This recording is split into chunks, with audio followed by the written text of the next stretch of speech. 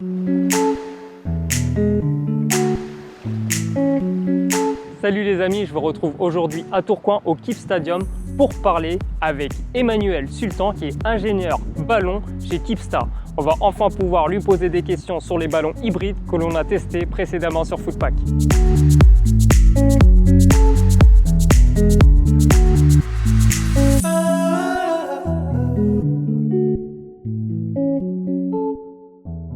Bonjour Emmanuel. Bonjour Fred. Pouvez-vous expliquer le concept des ballons hybrides des Kipsta? En quoi diffèrent-ils des autres ballons?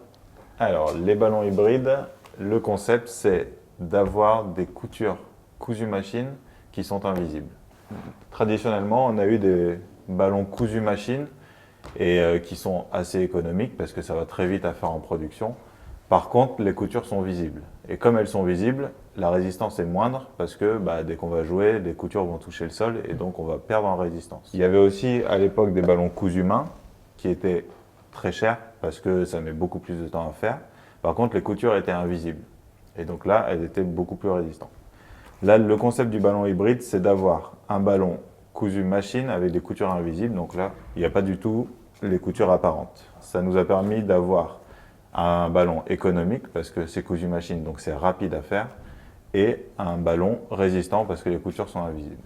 En plus de ça, avec ce concept, on va pouvoir mettre des pads de mousse EVA qu'on ne pouvait pas faire avant sur les ballons cousu machine ou cousu main, ce qui permet de gagner en confort et en toucher de balle. Et on sait que la gamme hybride est composée de deux ballons principaux, donc le F100 et le F500 qui est un ballon haut de gamme. Quelle est la différence entre ces deux ballons? La différence majeure entre ces deux ballons, ça va être le composant extérieur, donc le PU, polyuréthane, qui lui va être plus épais, donc plus résistant. Et en plus de ça, sur les exigences techniques qu'on demande à nos ballons, on est beaucoup plus restrictif sur le ballon F500. Donc par exemple sur le poids, au lieu d'avoir un delta de 40 grammes, on va être sur un delta de 20-25 grammes. Donc on aura une meilleure répétabilité par rapport à deux ballons F100. Et ce que j'ai pas dit, c'est que tous les ballons hybrides ont une vessie windée, ce qu'on appelle windée. Donc c'est sur une vessie en caoutchouc sur lesquelles on va venir mettre l'équivalent de 2 km de fil, ce qui permet d'avoir une meilleure résistance et une meilleure sphéricité de la vessie.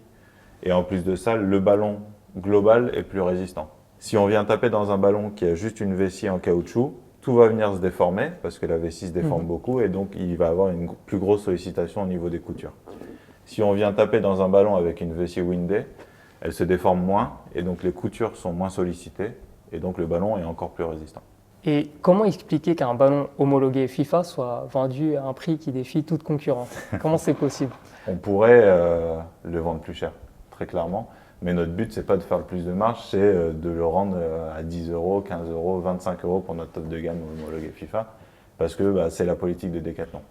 Et en plus de ça, chez Decathlon, on intègre tout. Donc on travaille avec des usines qui ont des compétences, qui ne sont pas des usines 100% Decathlon, mais qui ont du savoir-faire. Et en plus de ça, on ne le vend, nos ballons, que dans les magasins de Decathlon. Donc il n'y a pas toutes les marges qu'il peut y avoir si on le vend à un revendeur qui le revend à un autre revendeur pour arriver dans un magasin. Et donc ça nous permet de gérer le prix du début jusqu'à la fin. Et donc on sait que si on veut vendre un ballon à 25 euros, on sait combien d'argent on a pour mettre sur notre ballon en conception. Du coup, Emmanuel, est-ce que vous pouvez expliquer également les différences qu'il y a entre un ballon conçu pour le foot à 11 et les ballons futsal qui ont des particularités? Sur nos ballons futsal Kipsta, ils sont tous faits avec la technologie hybride. Donc sur le principe de la couture invisible, c'est exactement la même chose. Ce qui va différer, c'est ce qu'on va venir mettre à l'intérieur de la vessie pour venir apporter un rebond contrôlé. Au moment de la création de la vessie, on va venir l'ouvrir, rajouter de la ouate dedans. Donc plus on met de ouate, plus le rebond sera bas. Ensuite, on va fermer la vessie, la vulcaniser pour qu'elle soit homogène et qu'il n'y ait pas de fuite d'air.